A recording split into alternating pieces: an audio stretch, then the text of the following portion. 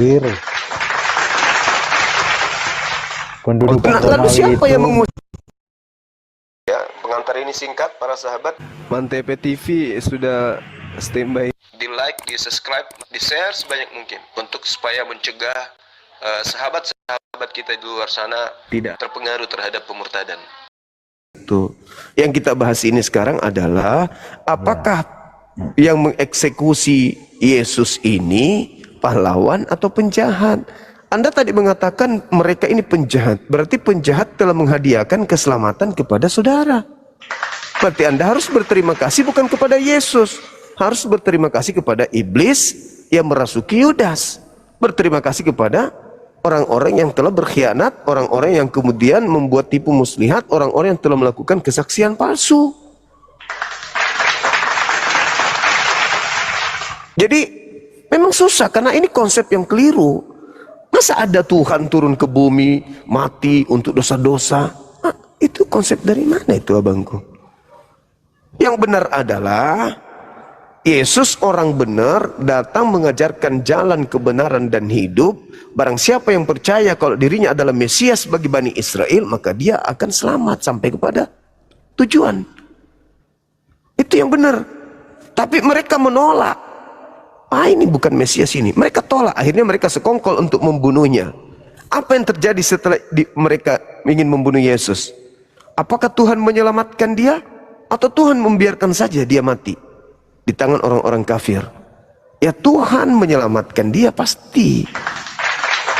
Makanya tidak ada di Islam apa upah dari yang menyalibkan Nabi Isa. Apakah dia pahlawan atau penjahat? Islam tegas. Yang menyalibkan penjahat, yang disalib sesamanya mereka. Nabi Isa yang benar itu diselamatkan, selesai perkara. Tapi kalau di Kristen sulit. Karena kenapa? Penyaliban itu adalah pintu keselamatan bagi Kristen. Nah, jadi masalah besar. Bagaimana dengan yang menyalibkan Yesus, pahlawan atau penjahat? Rupanya penjahat. Kalau penjahat, berarti orang Kristen menerima keselamatan dari penjahat. Kalau dia pahlawan, lebih parah. Berarti iblis adalah pahlawannya Kristen. Gara-gara salib ini, Kristen serba salah. Maju salah, mundur salah. Dibilang pahlawan, iblis. Dibilang penjahat, dinikmati hasilnya. Mana yang betul? Yang betul yang mana? jadi kembali kepada konteksnya. Kalau Iya, silakan. bagi orang Yahudi pada saat itu yang kurang percaya, maka eksekutor salib adalah pahlawan bagi mereka. Tapi bagi orang Kristen, kita mengimani bahwa itu adalah rencana Tuhan. Bahwa di mana Tuhan merencanakan itu? Harus terjadi. Ya, di mana Tuhan merencanakan itu? Pengorbanan. Di mana itu, Bang, tertulis? Tuhan merencanakan pengorbanan pada awal mula Abraham mengorbankan Ishak. Abraham mengorbankan anak tunggal itu bukan untuk dosa. Baca Kejadian 22, Abraham cuman diuji. Al-Quran juga mengatakan, Quran As-Saffat ayat 103, 104 sampai 107 sampai 113, Nabi Ibrahim hanya diuji, bukan nebus dosa. Sedangkan kalian menganggap Yesus itu mati untuk nebus dosa. Berarti iblis yang merasuki Yudas pingin dosa manusia dihapuskan. Iblis ini apa sih sebenarnya? Mau manusia berdosa atau mau manusia terbebas dosa? Kalau iblis mau manusia itu masuk neraka, ngapain coba? Kalau salib tujuannya menyelamatkan, ngapain dia merasuki Yudas? Jadi Kristen memang salah. Mundur kena, maju kena. Karena kenapa, saudaraku? Coba lihat di dalam Galatia 3 nomor 13. Kristus telah menebus kita dari kutuk hukum Taurat. Dari sini aja Kristen udah keliru. Kenapa? Hukum Taurat itu bukan untuk kita. Hukum Taurat itu untuk Yahudi. Jadi kalau Kristus mati untuk menebus dari kutuk hukum Taurat, berarti mati bukan untuk kita, karena Taurat itu bukan untuk kita. Serba salah. Serba salah. Cuman saudaraku Kristen ini terlanjur Kristen, tidak dari proses belajar. Lahir, besar, bisa jalan, sudah dibopong sama orang tua ke gereja tanpa mempelajari Bible. Cuman imani doang, percaya saja EGP, mau salah mau benar EGP. Tapi mereka yang menggunakan akal, sedikit demi sedikit cahaya kebenaran itu muncul di hatinya, akhirnya mereka mau belajar. Tidak ada urusan, saya Katolik dari lahir, bapak saya Katolik. Apa artinya itu semua kalau sudah masuk di kubur? Gak ada. Tak ada orang tua kita, tak ada pendeta kita, pastor kita turun di kubur membantu kita. Gak ada. Ini kita berurusan keselamatan kita. Salah dalam memilih agama dalam hidup, kekal di neraka. Oh tidak, saya harus begini. Ya, apa dasarnya? Saya harus Katolik, saya harus Protestan. Mana dalilnya?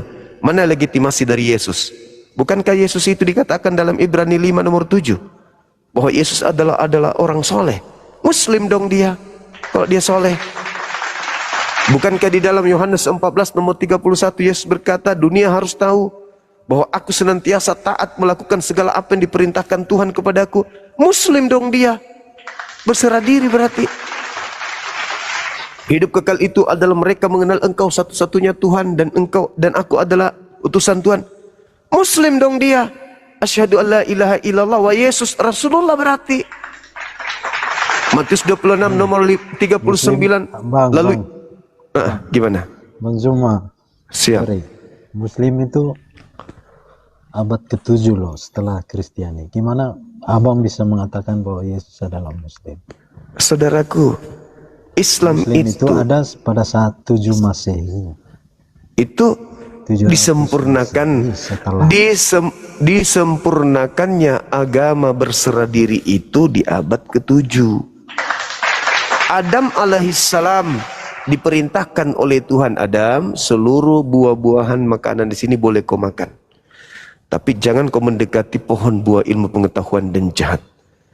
Ketika Adam tunduk berserah diri terhadap perintah itu, tidak membangkang, dia Muslim. Apa yang diperintahkan Tuhan dia ikutin, Muslim. Muslim itu artinya berserah diri, menyerahkan dirinya untuk tunduk kepada perintah Tuhannya. Itu Muslim artinya.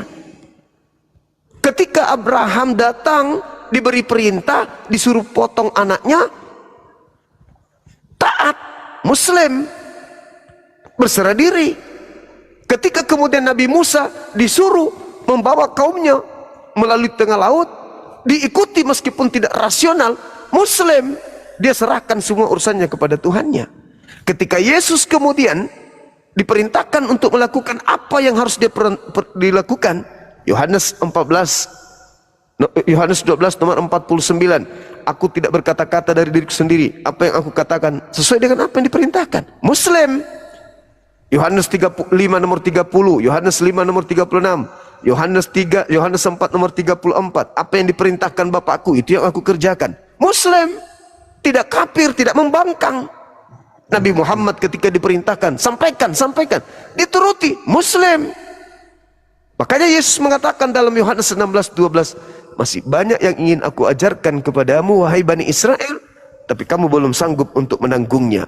Tetapi ketika ia datang, yaitu roh kebenaran, dialah yang akan mengajarkan segala sesuatunya. Berarti memang masih banyak, tapi belum sanggup ditanggung oleh bangsa pada saat itu. Karena aturan Tuhan tidak sinkron dengan keadaan alam, tidak sinkron dengan fasilitas. Nanti ketika Nabi Muhammad datang, semua aturan ditumpahkan ke bumi.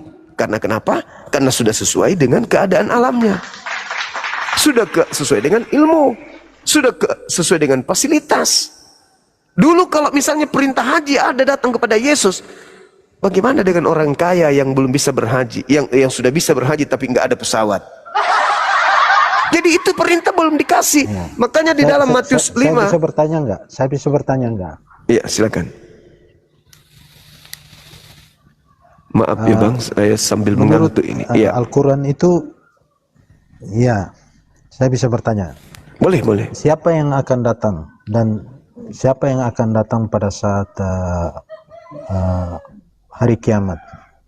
Isa atau Muhammad? Oke. Kenapa bukan Nabi Musa? Kenapa bukan Nabi Abraham? Kenapa bukan Nabi Muhammad? Saya jawab, karena ajaran Nabi Muhammad diterima oleh kaumnya. Ajaran Nabi Muhammad tidak diplesetkan, tidak dibengkokkan oleh kaumnya. Jadi Nabi Muhammad, untuk apa dia turun menjadi saksi? Untuk apa dia turun menjadi hakim? Kenapa harus Nabi Isa alaihissalam turun? Al-Quran ayat Az-Zukhruf ayat 61. Kenapa beliau yang harus turun? Karena beliau harus menjadi hakim terhadap manusia. Apa maksudnya? Karena dia dipermalukan di hadapan Tuhannya. Kok bisa? Dia dituhankan, sedangkan dia tidak pernah mengajarkan itu. Al-Quran mengatakan, Nabi Isa dihakimi oleh Allah. Wa isqalallahu ya Isa bin Maryam. Al-Ma'idah ayat 116 ayat 117. Apakah ente yang mengajarkan manusia-manusia cupu untuk menuhankan dirimu selain daripada aku? Apa kata Nabi Isa? Qala subhanaka ma yakunu li an aqula ma laysa li bihaqqa. Itu tertuang di mana? Dalam Yohanes 8 nomor 42. Barang siapa yang menolak aku, dia sudah ada hakimnya, yaitu perkataan yang pernah aku ucapkan kepada mereka ketika aku penginjilan. Perkataanku itulah kelak yang akan menjadi hakimnya di akhir zaman. Yesus turun menghakimi manusia. Hei manusia seluruhnya, ya paman, adakah aku pernah mengajarkan kalian menuhankan aku? Apa jawaban saudara? Adakah aku mengajarkan kalian merasulkan aku? Apa jawaban saudara? Kepada siapa aku mengajarkan kalian untuk bersujud menyembah? Kepada kitab mana kalian harus tunduk? Hari apa kalian harus ibadah? Apa yang harus kalian lakukan terhadap kelamin kalian? Bisakah babi itu kalian makan menurut ajaranku? Siapa yang dihakimi? Islam santai-santai aja ketika dia turun. Kenapa? Hidup kekal itu adalah mereka mengenal engkau satu-satunya Tuhan dan mengenal Yesus Kristus yang engkau utus. Selesai, Islam lolos. Kristen, kau kenapa menuhankan aku? Ya. Apa jawaban saudara? Saya bisa bertanya lagi. Ketika orang Kristen dihakimi Yesus, saya bisa bertanya. Sabar. Ketika orang Kristen dihakimi Yesus, ketika dia datang, kalau saya kan lolos nih, kau kenapa enggak tuhankan aku? Lu kan mengaku manusia. Lu mengaku Tuhan satu-satunya Tuhan kita. Oke, lu utusan kan? Yes. Terus apa masalah lu? Oh enggak, bebas. Saudara dipanggil, saudara Jos ini loh. Yang ngajarin kau menuhankan aku siapa? Apa jawaban saudara kira-kira? Anda menjawab apa? Ya, kalau saya udah lupa kutipan di Yohanes, tapi Yesus berkata, akulah jalan dan kehidupan. Tak ada yang Tidak sampai ada kepada siapa? Berarti Bapa yang harus jadi acuan, bukan Yesus. Yesus itu hanya jalan melalui aku. Yohanes 14 Ya, nomor 6. Melalui aku. Ya.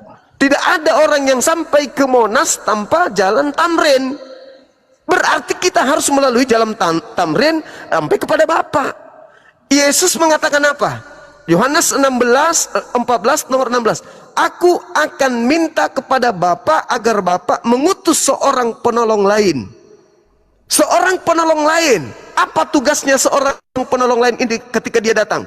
Mengajarkan segala sesuatunya tentang penghakiman, keadilan, hukum-hukum, dan penghakiman dunia akan dosa. Apa ciri-ciri seorang penolong yang lain setelah Yesus? Memuliakan aku. Yohanes 16 nomor 13 nomor 14. Sekarang hanya ada dua yang datang di antara Islam dan Kristen. Yohanes 16, Bang Zuma, Ya. Bang Zuma, Ya. yang diklaim itu Yohanes 16 itu Parakletos. Parakletos. Anda cek baik-baik di dalam Bibeli itu. Parakletos itu apa? Itu, dan satu ciri-cirinya dia akan berdiam selama-lamanya. Yes. Sekarang saya tanya, Muhammad itu udah meninggal atau sekarang masih hidup? Dan sekarang di mana? Saya jawab. Muhammad di mana sekarang? Saya jawab. Ajaran yang dibawa oleh Nabi Muhammad sampai kiamat menemani dunia. Mana ajaran Yesus? Tunjukkan ke saya. Yang menemani kalian sampai akhir kiamat, mana ajarannya Yesus? Ada. Kalian ibadah minggu bukan ajaran Yesus. Ini Bible, kitab ini bukan ajaran Yesus, bukan kitabnya Yesus. Makan babi bukan ajarannya Yesus. Tidak bersunat bukan ajaran Yesus. Yang menemani kalian sampai kiamat siapa? Ini Al-Quran. Apabila roh kebenaran itu datang, Roh Kudus itu roh kebenaran. Sekarang roh apa yang mengantarkan kalian ke gereja? Parakletos. Iya, saya ngerti Parakletos. Saya tahu Parakletos. Parakletos itu kan rasul, utusan, bukan Tuhan. Tidak ada jalan Parakletos itu Tuhan. Parakletos itu tidak berkata-kata dari dirinya sendiri, melainkan apa yang didengarkan itu yang dikatakan. Betul? Betul dong. Itu yang dikatakan oleh Yesus. Dan dia akan memuliakan aku. Sekarang saudaraku Joe, yang mati terkutuk di atas salib siapa?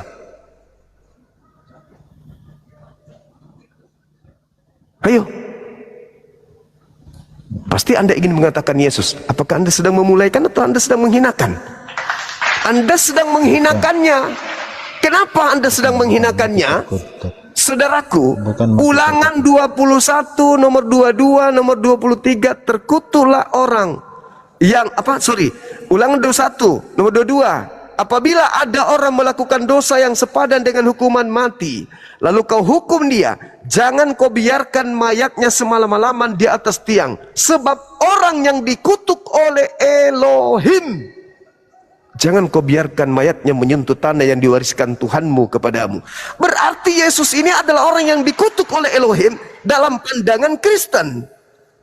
Dan itu diperparah dengan surat Paulus, Galatia 3 nomor 13. Kristus telah menebus kita dari kutuk hukum Taurat dengan jalan menjadi kutuk karena kita. Sebab ada tertulis, terkutuklah orang yang digantung di atas tiang salib. Terkutuklah orang yang digantung di tiang salib. Siapa yang digantung? Yesus berarti yang terkutuk. Siapa yang digantung? Yesus berarti yang terkutuk. Siapa yang digantung? Yesus berarti yang terkutuk. Yesus. Apakah Anda sedang memuliakan dia? Atau Anda sedang menghinakan dia? Kalau Al-Quran, wa ma katalu wa ma salabu walakin syubbiha lahum. Nabi Isa tidak dibunuh, tidak disalibkan. Kami memuliakan beliau. Ketika Yesus berkata dalam Yohanes 16, apabila roh kebenaran itu datang, maka dia akan memuliakan aku, bukan menghinakan aku. Di Kristen Yesus dihinakan. Coba baru-baru ini Anda peringati kematian Yesus. Anda bikin di jalan raya ada orang menggunakan jubah, berjenggot gondrong, pakai ada tiang salib, dia diarak, dicambuk dan seterusnya. Itu Anda sedang memuliakan Yesus, itu maksudnya. Oh, na'udzubillah summa na'udzubillah. Kalau kami Bung, Nabi Isa itu sama seperti khotbah Petrus di dalam Kisah Para Rasul 2 nomor 29 sampai nomor 33. Sama seperti pernyataan Yesus di dalam Lukas 22 nomor 22. Sama seperti pernyataan Yesus dalam Matius 16 nomor 23. Sama seperti pernyataan Yesus di dalam Lukas 24 nomor 44. Beliau terangkat ke langit oleh malaikat oleh tangan kanan Elohim. Mazmur 91 nomor 11 nomor 12. Malaikat turun ke bumi untuk menatang tangannya, untuk menatang Yesus di tangannya, agar Yesus tidak terantuk kepada batu, diangkat langsung ke langit. Itu baru betul, tidak dihinakan. Tapi kalau di agama Anda, kalau Yesus terangkat ke langit, mengapa Muhammad dibiarkan mati keracunan? Kenapa mati keracunan? Saudaraku, tidak ada dalilnya Nabi Muhammad mati keracunan, Bang. Yang dinubuatkan di dalam Yeremia 23. Di Al-Quran dikabarkan. Mana? Di mana Nabi Muhammad mati keracunan di Al-Quran? Di mana? Di Al-Quran dalam hadis itu dikatakan bahwa Muhammad keracunan oleh wanita Yahudi. Oh, kalau itu saudara, justru ketika ditanya oleh wanita ini, Zainab ditanya, nama perempuan itu Zainab, ditanya, kenapa kau meracun Nabi Muhammad? Aku hanya ingin membuktikan dia nabi atau bukan. Kalau dia mati berarti dia bukan nabi, berarti dia nabi palsu. Tapi kalau dia tidak mati, dia mati berarti. Mana ada dia mati 4 tahun kemudian. 4 tahun kemudian. Yang disebut mati diracun itu baca Yohanes 19 nomor 30. Setelah dia mencicipi anggur asam, maka matilah dia. Enggak hitungan 10 detik. Minum anggur asam, mati. Itu siapa? Yang kamu kira Yesus, saudara. Sedangkan nubuatan Yeremia 23, apa yang dikatakan Yeremia 23? Kepastikan nabi-nabi Yerusalem semakin merebak, maka aku akan memakankan, meminumkan anggur asam. Siapa yang minum anggur asam di atas salib? Yang kamu sembah, yang bukan Yesus asli, tetapi penyesat yang menggantikan dia. Yesus Gimana? mati karena anggur asam. Dia mati karena ditombak. Yesus mati karena anggur asam. Kamu baca, saudaraku. Buka sekarang Bibelmu. Saya di sini nih. Saya boleh Anda laporkan kalau saya bohong. Yang mati di bawah. Yohanes 19 nomor 30. Aduh, sayangnya Anda tidak bisa. Yang bernama Longinus. Enggak ada itu. Nih, tak bacakan ya Yohanes 19 ya. Makanya belajar, Bang, jangan cuma ke gereja bayar perpuluhan, Bang. Jangan mau dikibulin. Nih, tak bacakan saudaraku ya. Ini terjemahan 19 nomor 20, nomor 30. Mana dia? Oh my God. Tunggu ya, saya bacakan, harus kubacakan ini. Nomor 30. Di situ ada suatu bekas penuh anggur asam. Maka mereka mencucukkan bunga karang yang telah dicelupkan dalam anggur asam pada sebatang hisop, lalu mencucukkannya ke mulut Yesus. Sesudah Yesus meminum anggur asam itu, berkatalah dia, sudah selesai, lalu matilah dia. Silakan saudara-saudara yang ada di rumah buka Bible, Yohanes 19 nomor 30. Siapa yang mati diracun? Oknum yang disangka Yesus, yang disembah oleh Kristen hari ini. Data ini, Bang. Ini data. Yesus bukan mati disalib. Berdasarkan Yohanes 19, oknum ini mati diracun.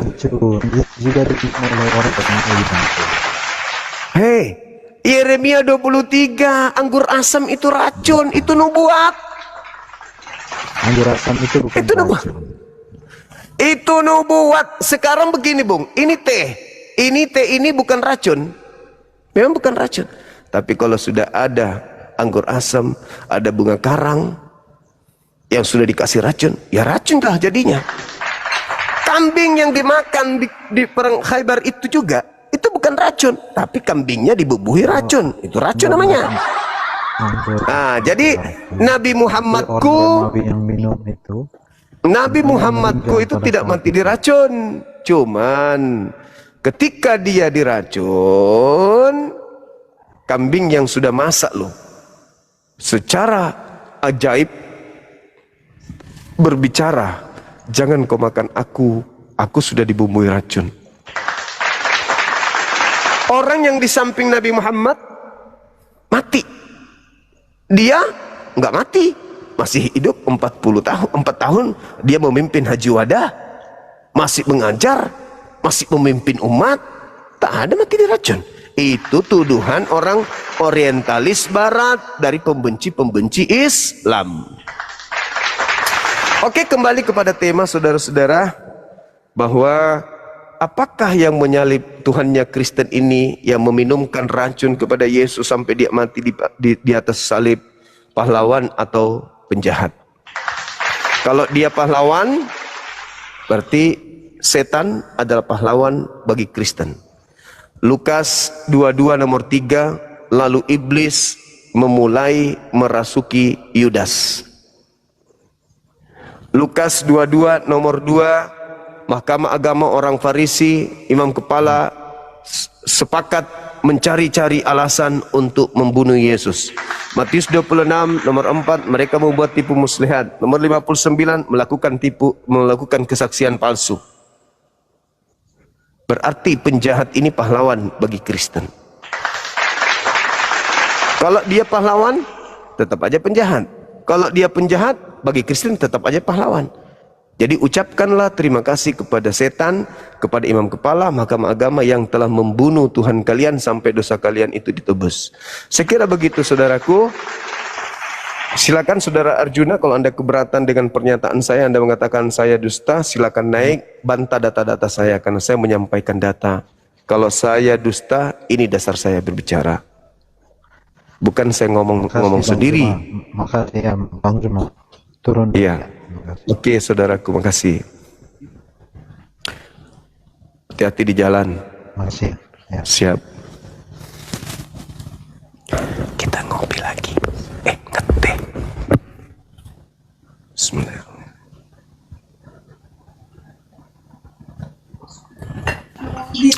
Alhamdulillah. Selamat malam Juma. Malam saudara, jumpa lagi kita. Buka Iya. kamera. Saya rasa nggak usah lah, udah sama-sama tahu lah ya. Buka kamera dong. Saya Buka soalnya kamera lagi aja. nggak pakai baju ini. Pakai aja dulu bajunya bang. Masa nggak pakai baju? Gitu ya. Mana-mana. Iya. masuk sini.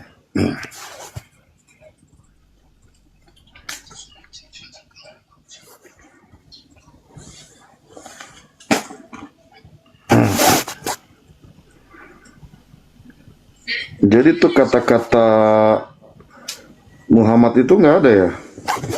Yang dibilang dia ngomong sama Isa rasa sakit akibat Oh dari rasa makanan, ada. akibat konsumsi yang di Khaybar itu ada nggak itu Ada. di Bukhari itu? Ada. Ada ya? Ada. Berarti karena dia kalau memang bener itu berarti karena makanan dong ya? Bang, dia kena peluru. Misalnya orang ditembak, sudah sembuh lukanya, masa mati karena kena peluru?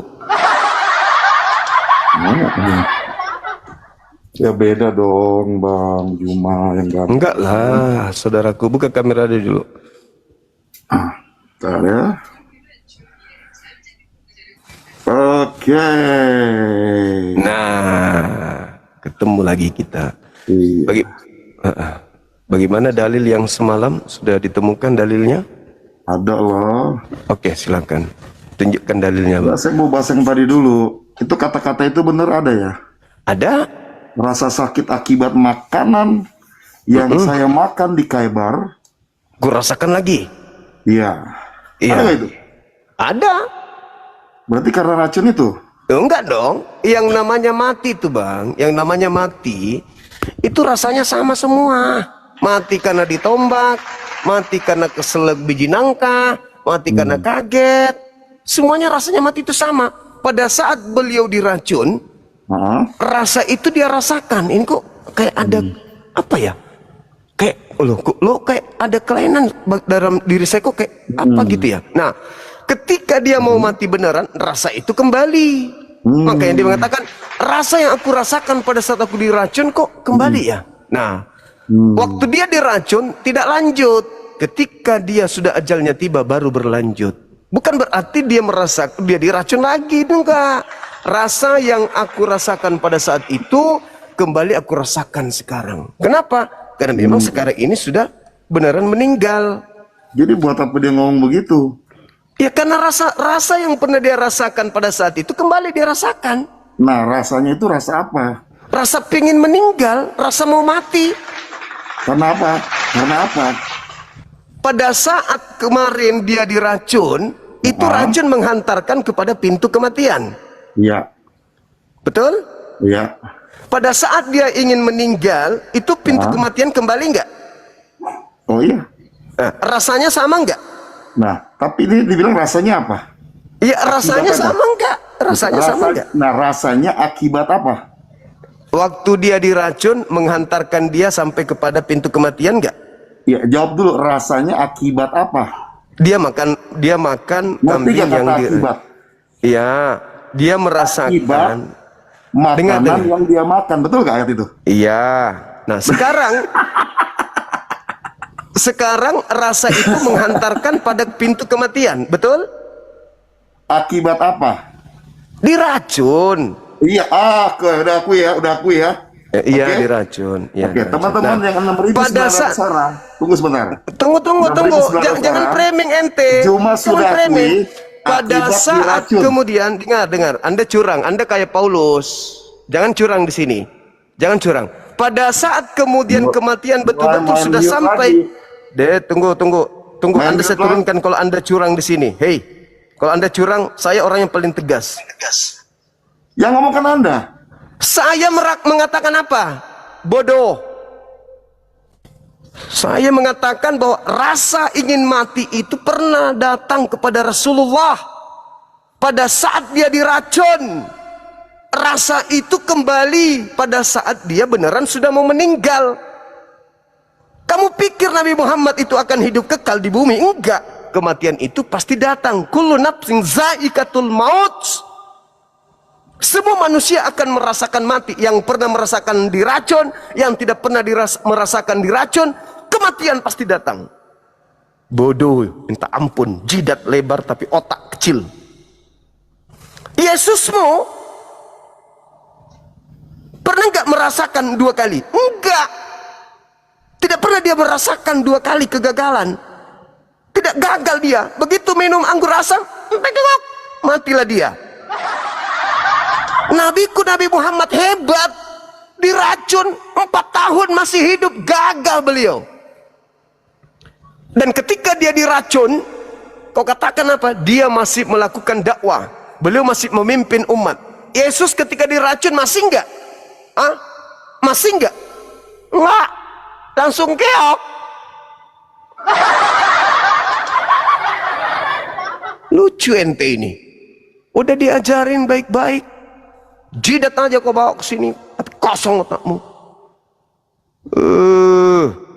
Ketika Nabi Muhammad diracun, rasa pingin mati itu ada. Ketika Nabi Muhammad benar-benar sudah mau mati, saatnya meninggal dunia, rasa pada saat beliau diracun itu kembali. Bedanya ketika dia diracun tidak terus meninggal karena belum saatnya. Tapi ketika kemudian betul-betul dia meninggal, sudah saatnya ajalnya, rasa itu kembali. Jadi Anda mati diracun, Anda mati tenggelam, Anda mati ditombak, Anda mati keseleo, Anda mati karena isap kentut Anda sendiri, itu semuanya rasanya sama. Memang ada bodoh-bodohnya ini si Oten ini. Kurangi makan babi biar otakmu berfungsi. Tuhan kau itu sedetik habis minum anggur asam, cuma dijilat-jilatnya sedikit, mati. Mati. Masih hidup gak 1 hari? Enggak.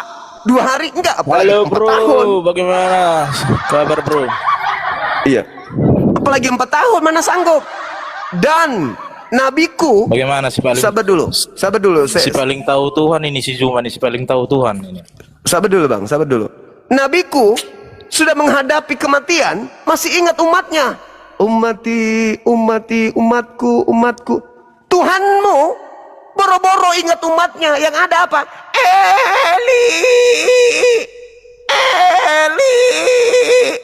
lama sabaqtani.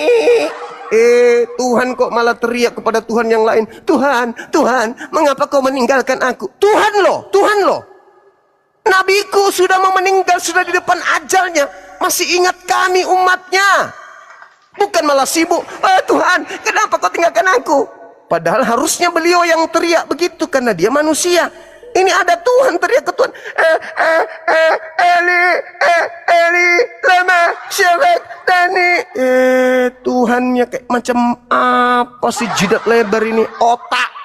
Nabi Muhammad menghadapi kematian yang diingat umatnya. Tuhan lo menghadapi kematian justru minta tolong kepada Tuhan yang lebih senior. Koplak.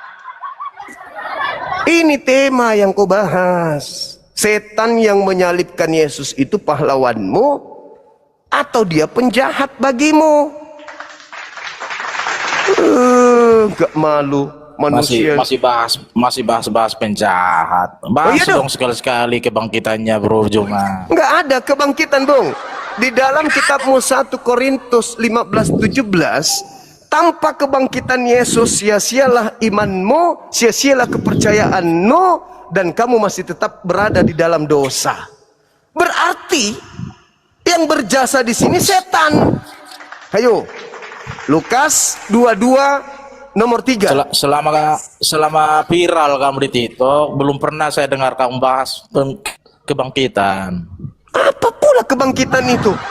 Ini yang kita bahas ini. Ada apa denganmu, bro? Kenapa dengan kebangkitan rupanya? Roma 14 nomor 9, untuk itulah itulah Yesus yang bangkit. iya. Betul, tapi kan dia dilantik jadi Tuhan, makanya dia bangkit. Roma 14 nomor 9. Nggak ada dilantik, bro. Yeay, Nggak ada dilantik. makanya baca Nggak usah lah dalil. plesetin bahasamu itu. Coba. Kau baca Roma 14 nomor 9. Kau baca. Nggak ada dilantik. Baca dulu, baca. Sekali-sekali Untuk bahaslah Ya kebangkitan itu. itulah baca Roma 14 nomor 9, kau baca. Kau baca juga di dalam Kisah Para Rasul 2 nomor 36, baca. Untuk itulah Yesus mati supaya dia bisa menjadi Tuhan. Berarti lu Ya iyalah, harus jelas. berterima kasih. Paling ya kalau tidak bangkit ya nggak jadi Tuhan lah, gimana sih, bro? Gimana? Ini nih logika kami ini nggak dengarkan nggak teman-teman. pernah nyampe, Kalau bro. dia tidak Selama berdebat bangkit, kamu nggak pernah nyampe. kalau dia tidak bangkit, dia tidak jadi Tuhan. Ya kalau nggak bangkit nggak Tuhan dia. Seperti nabimu. Berarti setan menghadiahkan Tuhan kepada Anda. Karena setanlah sampai dia mati. Supaya dia bangkit, mati dulu. Berterima kasihlah kepada Jadi setan. begitu loh, bro. Iya, Bernalarlah berterima sedikit kasihlah yang kepada cerdas. setan yang telah menghadiahkan Tuhan kepada Anda. Salib terus kamu bahas kebangkitannya, kayak kamu bahas gitu loh. Bisa biar nggak enak bangkit gitu loh. tanpa disalib? Itu kan sudah dinubuatkan harus Dinubuatkan demikian. nenekmu Kiper. Jadi Siapa masalahnya yang menubuatkan? apa? Gereja yang menubuatkan. Ya dia Siapa? sendiri. Siapa? Di mana Yesus menubuatkan dirinya?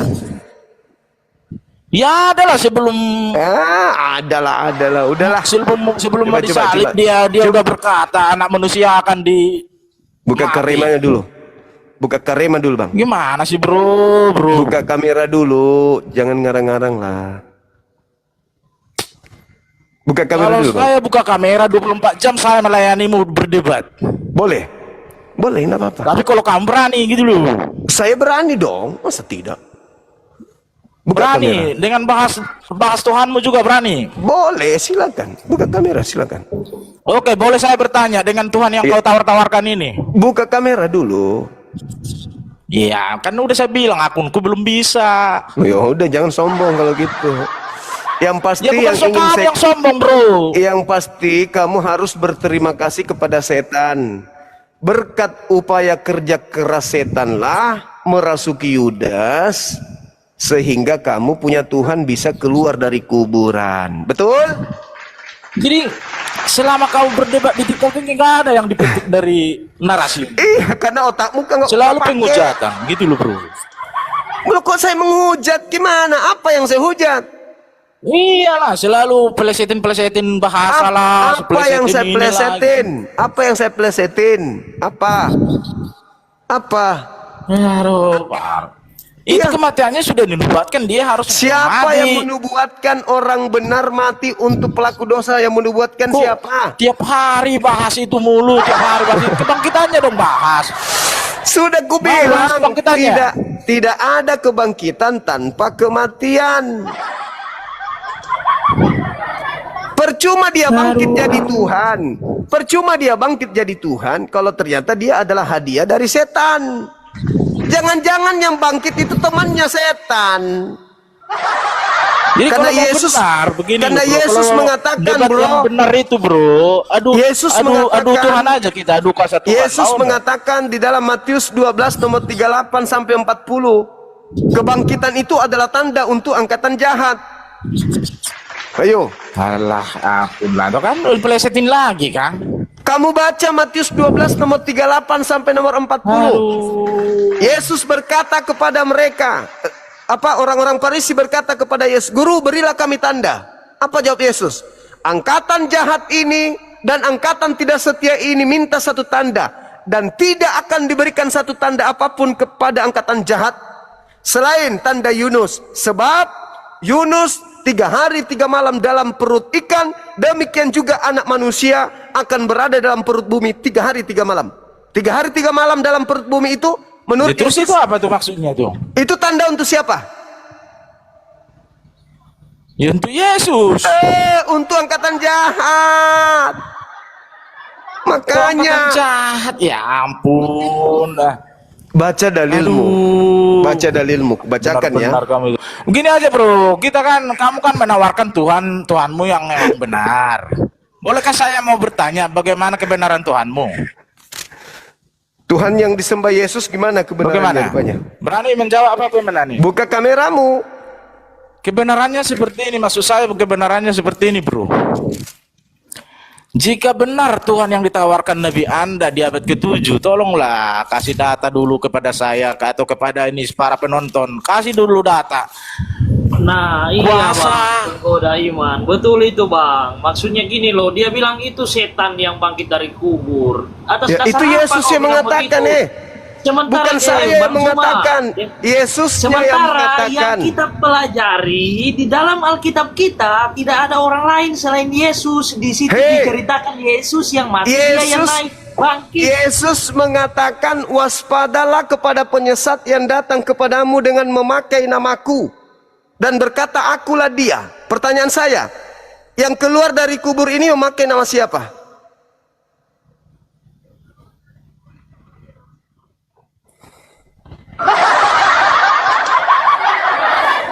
Buka kameranya bang, biar saya tidak akan lari dari Biblemu ini, dan saya tidak akan lari dari kitab suciku Al-Quranul Karim. Di kananku ada Al-Quran, di kiriku ada Bible. Tidak akan lari saya. Yang mengatakan penyesat datang memakai nama Yesus ini, berarti penyesat itu memakai nama siapa? Di mana Penyesatnya- itu bukan Yesus yang bangkit dari kubur. Coba di mana? Oke. Galatia 1 nomor 1. Galatia 1 nomor 11 nomor 12. Coba abang baca, jelaskan. Oke. Paulus berkata, "Aku menerima Injil bukan dari manusia." Jangan keluar dari konteks kebangkitan tadi loh. Kebangkitan iya. Yesus tadi yang kita dibahas itu Yesus Sekarang bangkit. saya tanya, Abang bilang tadi bukan Yesus yang bangkit. Saya dia tanya, setan. Lah, saya dasar tanya apa sampai sama abang bilang saudara, itu setan? saudara, jangan bicara sendiri, jangan bicara sendiri. Saya tanya, duluan mana kebangkitan daripada Paulus ke Damsik?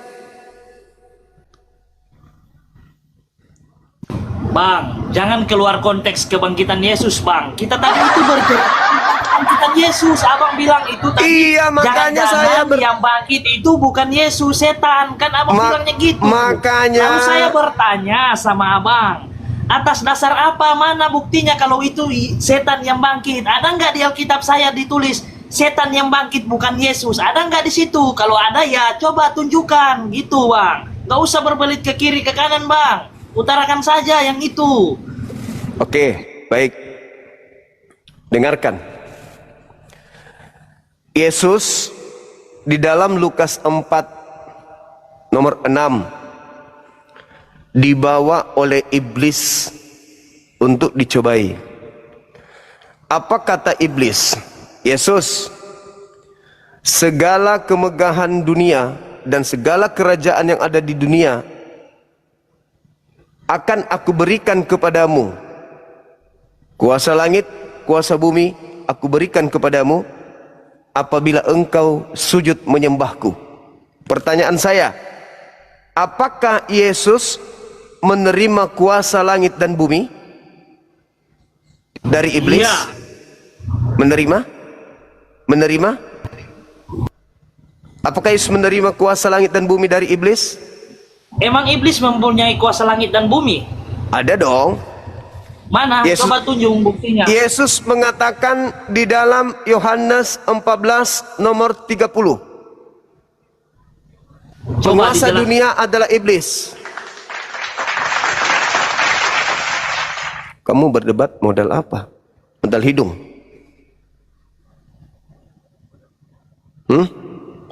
Yesus sendiri yang mengatakan penguasa dunia itu adalah iblis.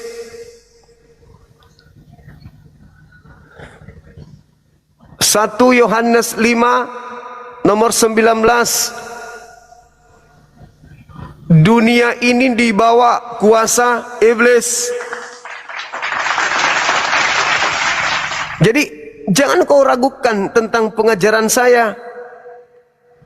Matius 6 nomor 13, penguasa dunia adalah iblis. Lukas 4 nomor 5 sampai nomor 7, penguasa dunia adalah iblis. Yohanes 12:31, penguasa dunia adalah iblis. Yohanes 14 nomor 30, penguasa dunia adalah iblis. Yohanes 16 nomor 11, penguasa dunia adalah iblis. Ketika keluar dari kubur, dia mendekati mereka lalu berkata, kepadaku telah diberi kuasa langit dan bumi. Pergilah, jadikanlah seluruh dunia, pergilah seluruh dunia, jadikan seluruh bangsa menjadi muridku. Itu siapa itu?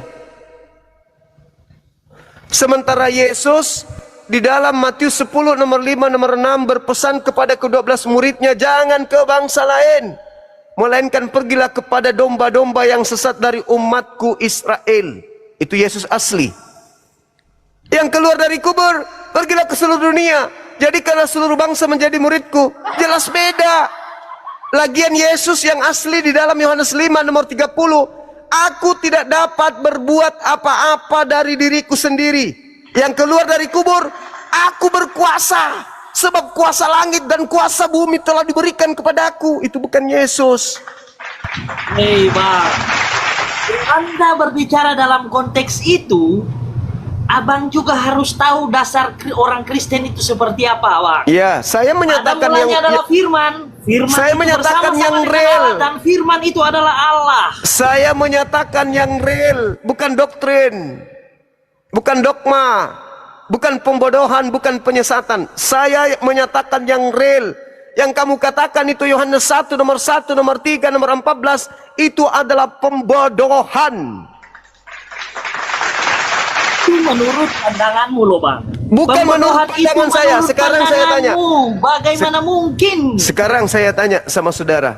Yohanes 1 sampai Yohanes 43. Yohanes 1 nomor 1 sampai 43.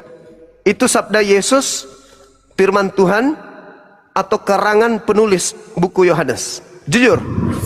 Semua yang tertulis Diilhamkan. di dalam Alkitab, maupun itu Yohanes yang abang bilang tadi itu firman Allah, itu Nenekmu firman kiper.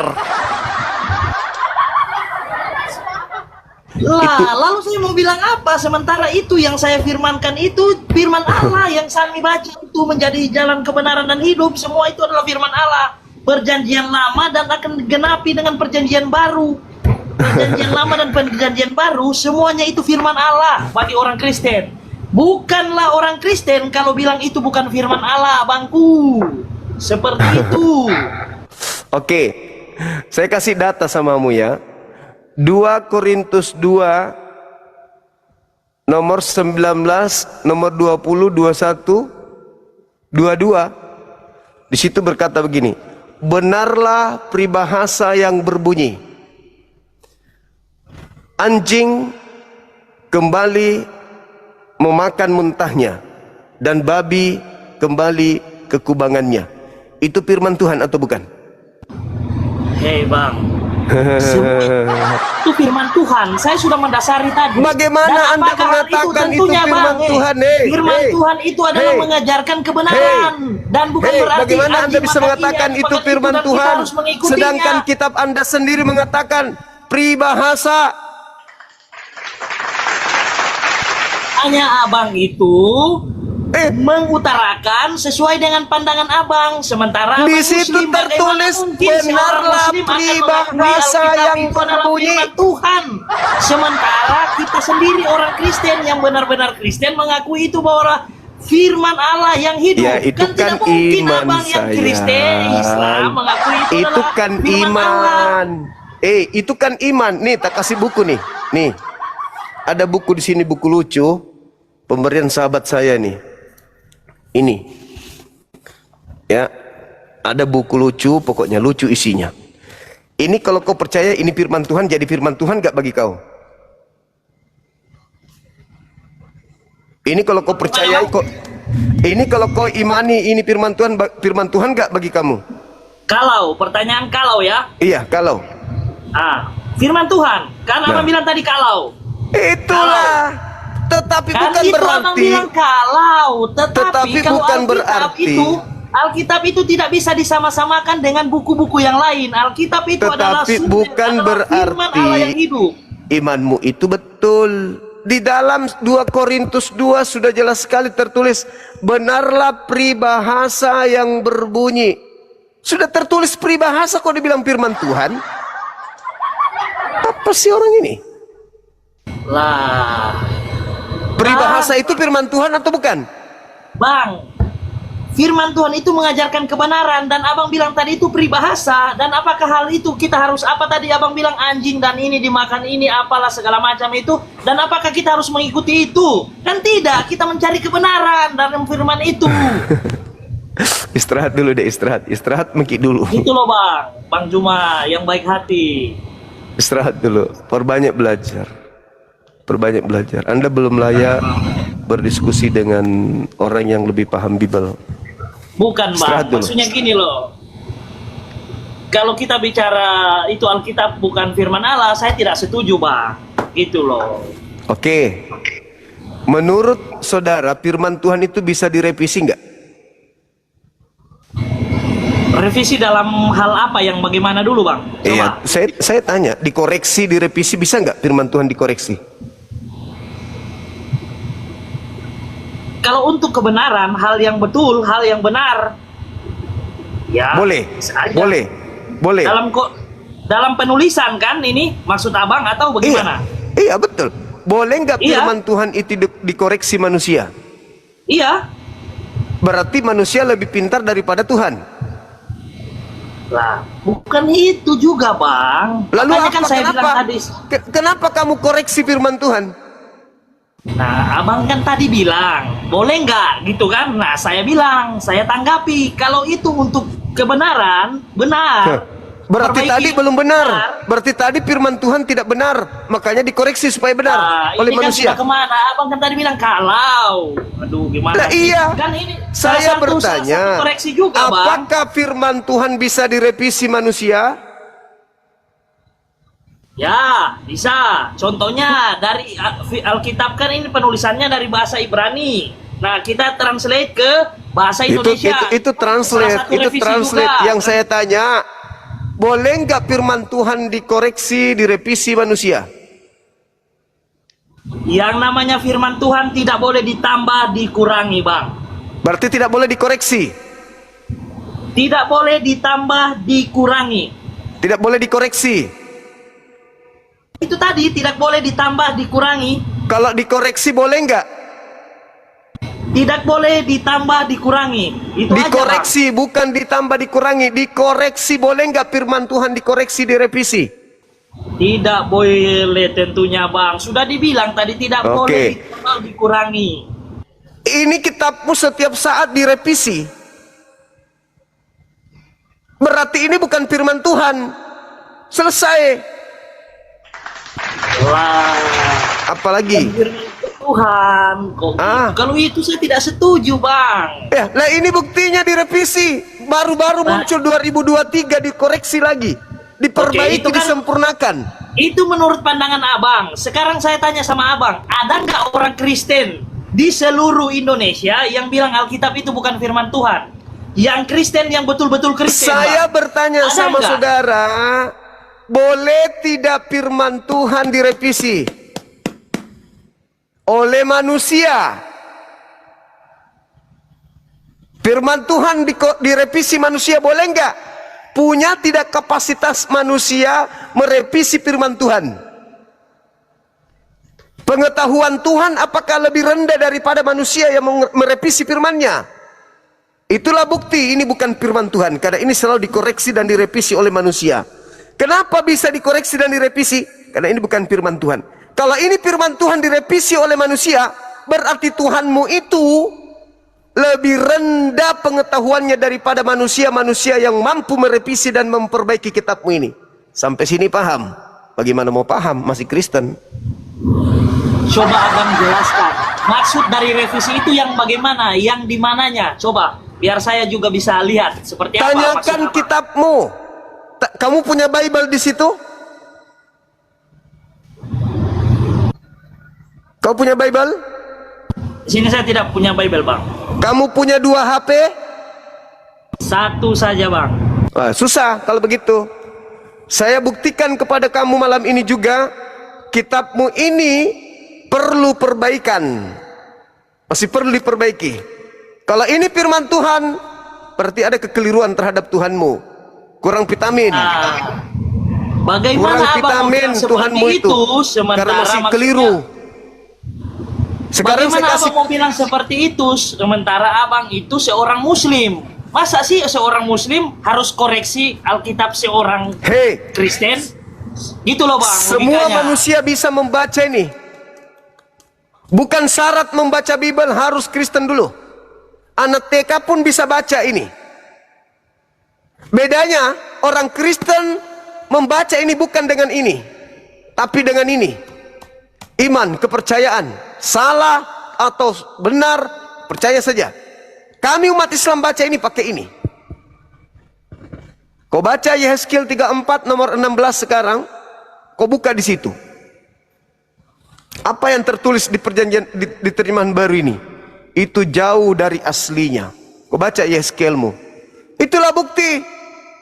Wah, bukan berarti kau punya kitab kau lebih pintar dari kami.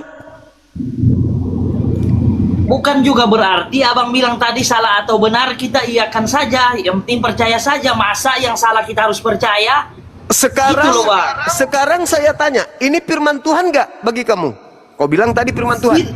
Firman Tuhan, semua Kenapa Alkitab direvisi? yang tertulis itu di dalam Kenapa direvisi? Perjanjian Lama sampai Perjanjian Baru. Kenapa itu direvisi? firman Tuhan. Kalau firman Tuhan kenapa direvisi? Hah? Coba Abang tunjukin mana yang direvisinya. TB baru itu maksudnya apa? Perbaikan dari TB lama, TL. Ada TL, ada TB. Kenapa ada TL? Kenapa ada TB? Karena perbaikan.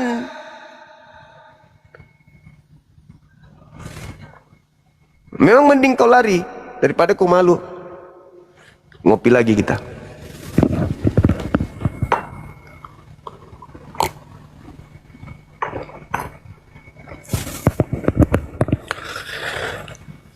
Boleh nggak terjemahan Al-Quran ini direvisi? Terjemahannya boleh, karena terjemahan Al-Quran bukan Al-Quran. Ini cuman terjemahan, katanya firman Tuhan. Bisa nggak diperbaiki? Buktinya mereka perbaiki. Berarti yang sebelumnya tidak baik. Disempurnakan, terjemahan disempurnakan. Berarti sebelumnya belum sempurna. Hah? Firman Tuhan kayak gitu? Tolong pakai ini nih.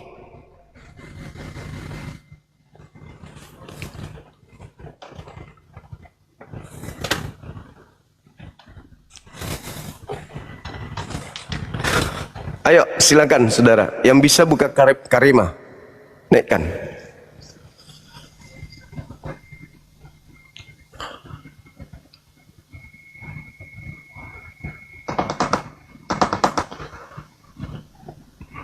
Silakan saudara-saudaraku.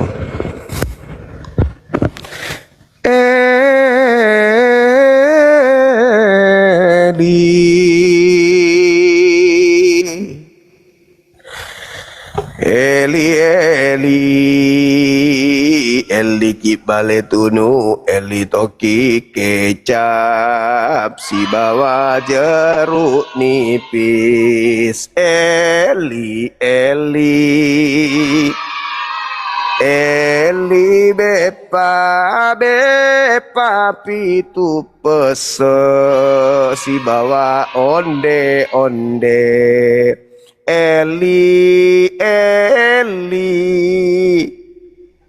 Eli lipasabe to pake iboting. Sorry, terjemahan dibilang firman Tuhan. Sorry, moderator lagi tidur kayak ini.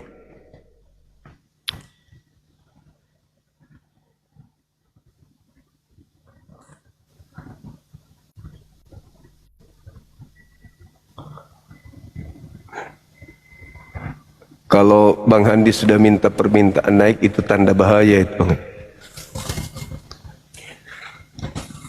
Selama dia masih duduk di bawah, berarti kita masih diberi kesempatan untuk pembibolan, bukan penginjilan, pembibolan. Halo, selamat subuh menjelang pagi.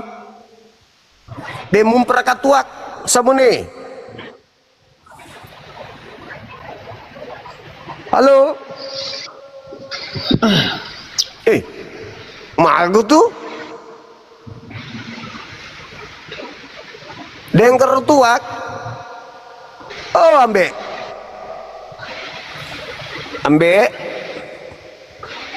oh dika nama lain mau ambe na pe na lato mangiru tepe na tae balok. Oh, ambe dan prakatuak.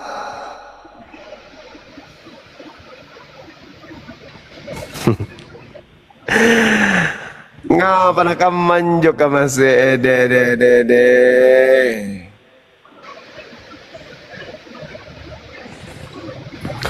Halo.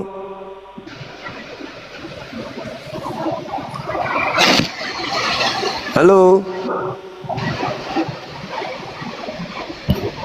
Assalamualaikum. Waalaikumsalam. Oke, terima kasih Bang. Eli terkonakan deko patitong nakan deduka ko asu bolong ake sengke ambokna oh Eli.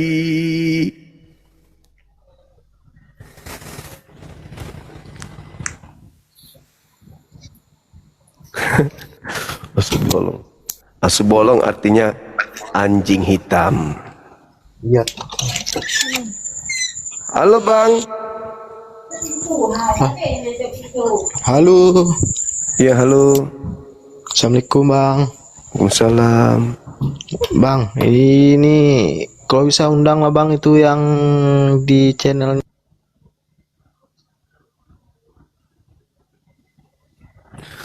Lebih hebat ilmunya kan ya. Orang belum ngomong udah turun.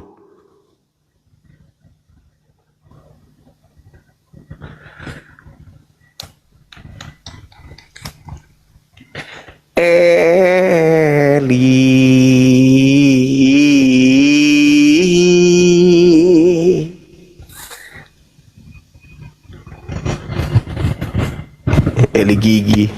Enggak lah, nyanyi gitu kadang ngantuk. Halo.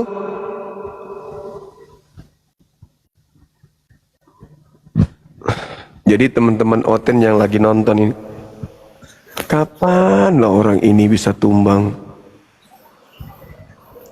Justru yang naik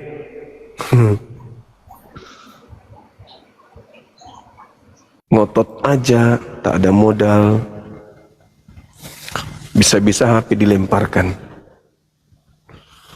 Udah beli kopi,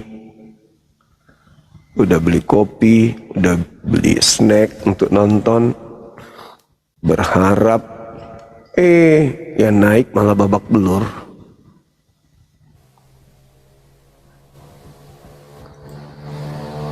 Terima kasih teman-teman yang ada di YouTube, sahabat HK. Barakallahu fikum. Assalamualaikum Lazuma. Waalaikumsalam. Iya bang. Salam kekeluargaan ini dari Lampung. Iya bang, abangku di Lampung. Kenapa nggak selesaikan bahasanya dulu bang, habis itu pergi. Ngomong dulu dong, sampai selesai dong bang. Saya masih mau dengar, tiba-tiba abang langsung pergi, gimana dong?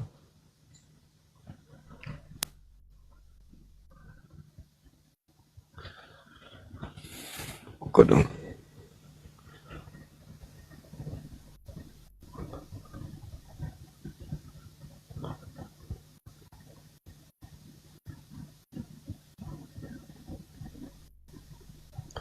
Yang non muslim silakan minta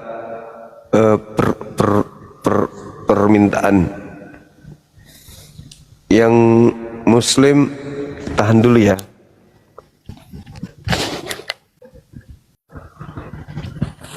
Halo, ini saudaranya Paman Lina Wijaya ya?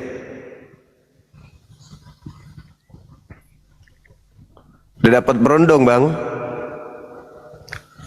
Halo? Halo?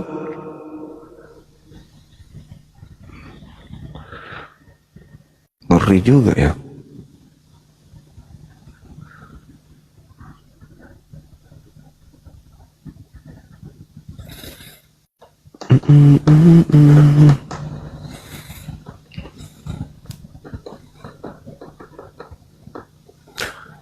Halo?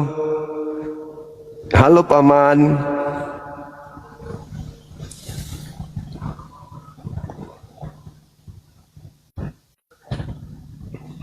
Kok masih belum ngomong, langsung turun.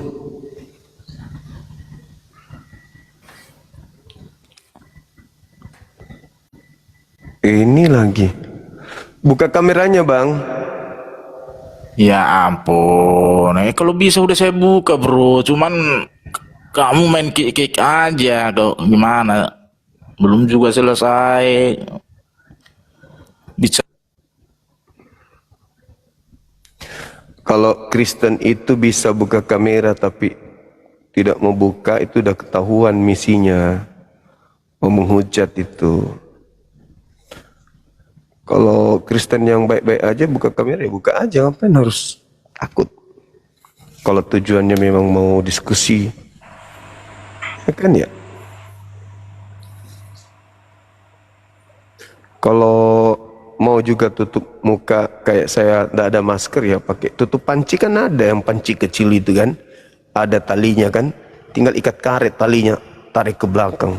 Apa susahnya sih? Ada kan panci atau apa wajan yang kecil, itu aja ada talinya kait ke belakang. Itu aja kok susah. Kalau Anda tidak buka kamera tapi punya kesempatan buka kamera, berarti Anda mau menghujat gitu. Atau pakai helm juga bisa, tinggal tutup. Nah, gitu aja pun susah kali. Ada juga pakai beranya istri yang lagi tidur, ambil beranya, kan cuma satunya diambil.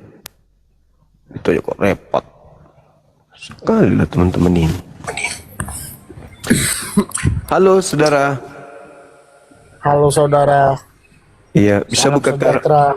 Iya, buka kamera boleh. Nggak bisa ini bang, pengikutnya masih sedikit ini. Dari agama mana?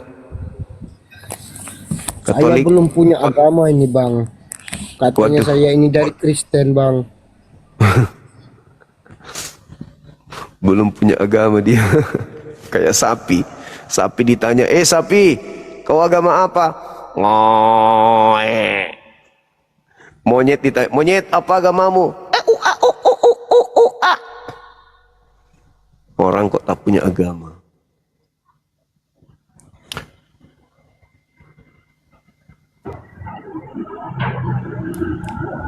Halo. Halo saudara. Halo, selamat malam. Malam. Bisa buka kameranya, Bang.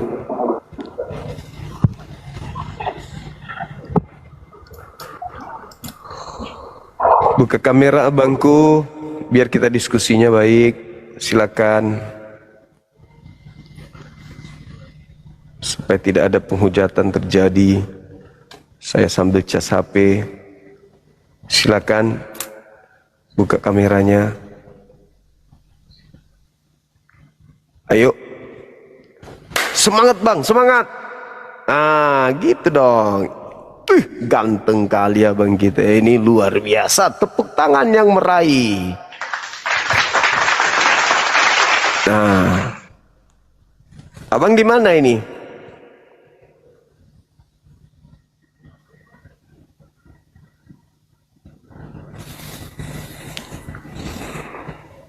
Nah, kan cakep. Wah, Masya Allah, ciptaan Allah luar biasa. Dibuka ini ya bang, mic-nya dibuka bang. Mic-nya dibuka. Akilau kumalolo bawaku. Ya, Masya Allah. Abang dari mana? Katolik apa Protestan? Kristen Katolik. Oh, Katolik. Oh iya, iya. Oke, salam kenal abang. Abang Rumah Pea. Iya. Salam hormat. Salam hormat. Siap. Mungkin bisa diuraikan bang tema yang kita usung di sini. Terkait eksekutor penyaliban itu menurut abang sebagai orang Katolik, eksekutornya ini pahlawan atau penjahat gitu abang?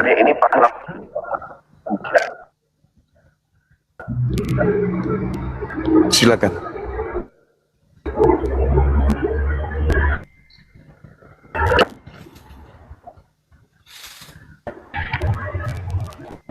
Silakan abangku. Jelas ya. Iya, putus-putus kayaknya jaringan. Silakan bang.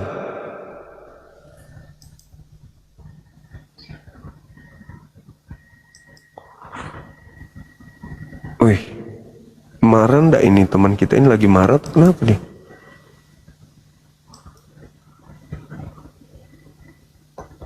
Halo, halo bang.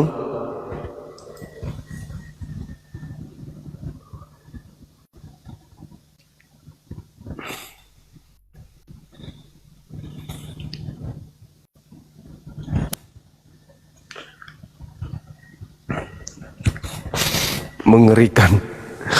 Dia bawa lambangnya ini. Wah, ban Max. Buka karemanya bang. Buka karema. Apa itu? Kamera.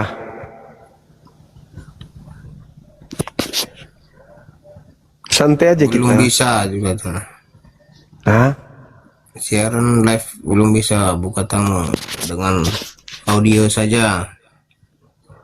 Gimana dong? Dipersyaratkan panitia, narasumber harus buka kamera.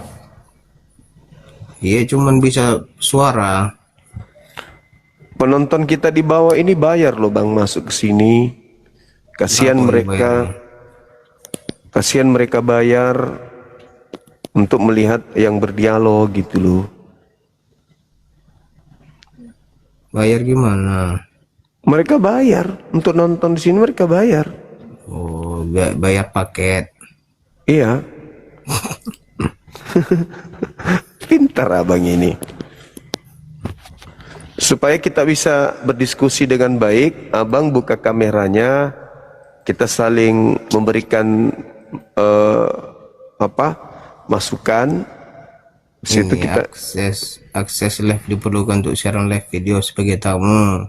Ya. Dapat siarankan menggunakan audio saja. Belum Kenapa bisa? Oh, berarti belum layak jadi ini narasumber abangku di sini. Karena dipersyaratkan sama panitia harus buka kamera gitu bang. Oke. Abang Juma jangan lanjut. Iya, oke, makasih bang ya. Hati-hati di jalan. Lampu merah berhenti bang, jangan sampai nabrak aja langsung. Bahaya itu. Kena. Oke. Sip.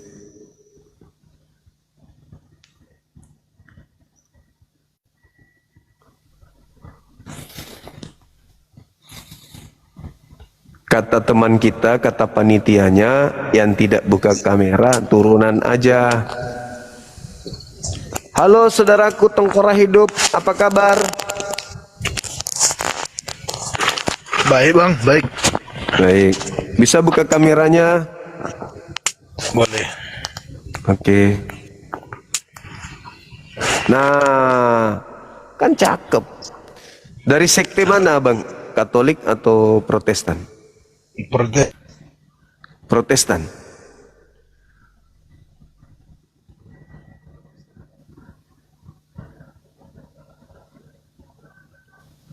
Kenapa rata-rata yang buka kamera jadi macet ya teman-teman?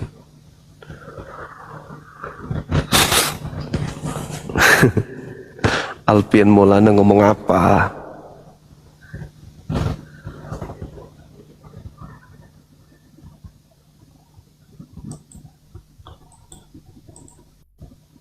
Kenapa itu ya? Sinyal ya. Itu sekarang harga sinyal berapa sih? Sinyal itu mahal harganya enggak, teman-teman?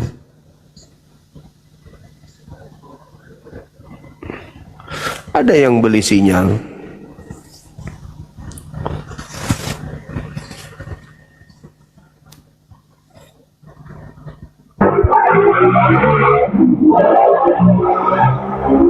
Nah, itu bisa buka kamera. Oke. Kenapa tercampak? Jaringan abang rupanya. Enggak juga. Di sini bagus kok. Itu muka baju nampak itu, ha. Oh gitu ya, syukurlah. Iya bang, silakan bang. Dijelaskan kepada penonton kita, bagi Protestan atau bagi Katolik yang menyalib Yesus itu pahlawan atau penjahat menurut abang. Silakan.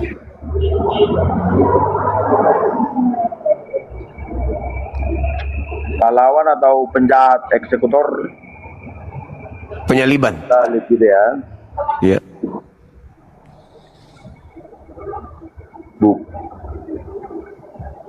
Mana dibilangnya? Karena nggak dapat dalilnya, dari mana kita ambil ini ya?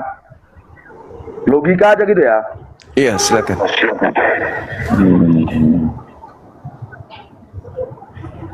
Kalau logika sih bukan pahlawan, bukan penjahat. Kalau seseorang yang memberikan kebahagiaan atau keselamatan kepada kita itu penjahat atau pahlawan, abangku? Pahlawan. Apalagi mereka ini bukan memberikan uang, beliau memberikan keselamatan kekal. Berkat pekerjaan mereka, orang Kristen mendapatkan keselamatan kekal katanya. Maka apa yang pantas dinobatkan kepada mereka para eksekutor ini? Pahlawankah atau penjahat? Di mana mereka telah menyelamatkan miliaran manusia berkat mereka membunuh Yesus. Maka pantas mereka dijuluki pahlawan atau dijuluki penjahat. Kesannya nggak ada sejarah. Jadi kita nggak dapat kalau mereka pahlawan, nggak dapat. Karena nggak ada sejarah. Tapi hasil dari kerjaannya bukan ada hasil kerjaan ke sana. Kan abang selamat dapat hidup kekal karena Yesus disalib. Betul, karena Yesus disalib. Tapi bukan berarti eksekutornya yang mendapatkan sejarah itu gitu. Ya kan, sejarah artinya sesuatu yang pernah terjadi. Bagaimana mereka merasuki Yudas, bagaimana mereka membuat kesaksian palsu, bagaimana mereka membuat tipu muslihat. Semua tujuannya itu adalah upaya untuk membunuh. Dan hasil dari pembunuhan itu menjadikan miliaran manusia Kristen mendapatkan hidup kekal di surga. Berarti mereka ini layaknya disebut penjahat atau layaknya disebut pahlawan gitu loh. Dua-duanya nggak bisa tepat, penjahat nggak bisa tepat, pahlawan